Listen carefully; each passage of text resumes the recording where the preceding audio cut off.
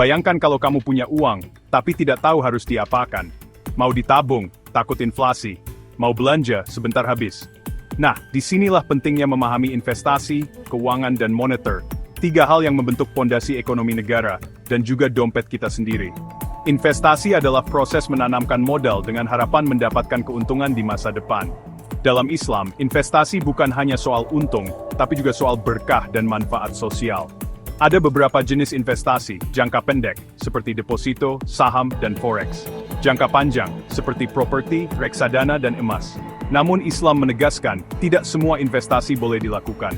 Investasi yang haram antara lain, mengandung riba, berkaitan dengan barang haram, spekulatif, dan penuh ketidakpastian, gerar, mengandung unsur penipuan. Investasi yang halal justru dapat menumbuhkan keadilan sosial, membuka lapangan kerja, dan menggerakkan ekonomi umat. Keuangan membahas bagaimana uang dikelola dari perencanaan, pengalokasian, hingga pengawasan. Dalam ekonomi konvensional, manajemen keuangan bertujuan memaksimalkan keuntungan dan nilai perusahaan. Sedangkan dalam Islam, keuangan adalah amanah.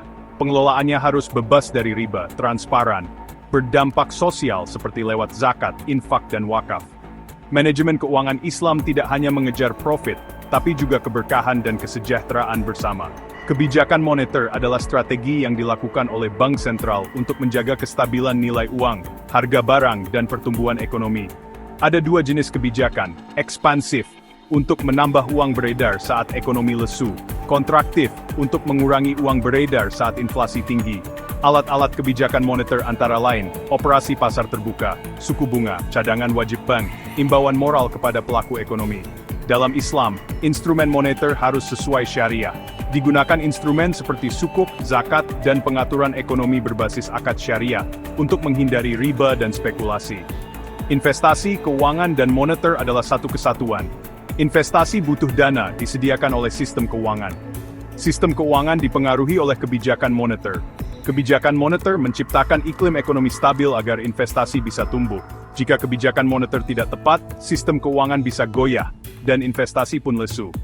Namun, jika ketiganya berjalan harmonis dan sesuai prinsip syariah, maka pertumbuhan ekonomi yang adil, stabil, dan berkelanjutan bisa tercapai.